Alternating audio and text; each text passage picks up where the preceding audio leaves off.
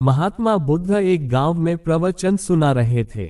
उन्होंने पास हुए लोगों के समीप अपनी मधुर वाणी से सभी को संबोधित करते हुए बताया कि हर किसी मनुष्य को धरती माँ की तरह सहनशील तथा क्षमाशील होना चाहिए। क्रोध मानव का ऐसा शत्रु है जो दूसरों को तो हानि पहुंचाएगा, साथ में खुद भी उससे नहीं बच पाएगा। इसलिए क्रोध, ईर्ष्या मानव की सबसे बड़े शत्रु है। सभा में सभी लोग शांति से उनकी बात को ध्यानपूर्वक सुन रहे थे। तभी वहां उस सभा में एक अति क्रोधी व्यक्ति भी उपस्थित था। वह पहले तो उनकी बात सुनता रहा, फिर वह अचानक महात्मा जी से क्रोधित होकर बोला। बोलते समय उसका आंखें खून के समान लाल हो रही थी।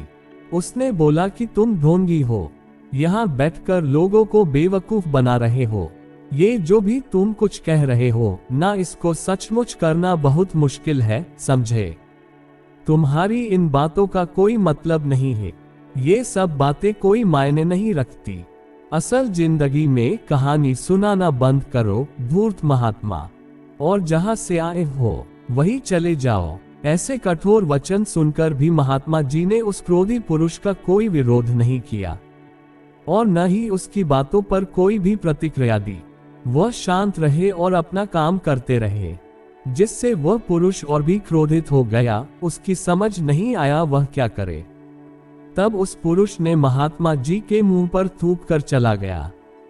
अगले दिन जब उस व्यक्ति का क्रोध शांत हुआ और उसे अपनी गलती का पछतावा हुआ, तब वह आत्मग्लानि में जलने लगा और फिर उसने सोचा कि उस महात्मा से मुझे माफी मांगनी चाहिए।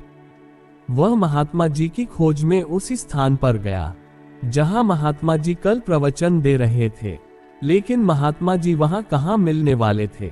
वह तो अपने शिष्यों के साथ अन्य किसी गांव की यात्रा पर निकल पड़े। वह पुरुष सब लोगों से महात्मा जी के बारे में पूछते पूछते उस स्थान पर पहुंच गया जहां की महात्मा जी प्रवचन कर रहे थे।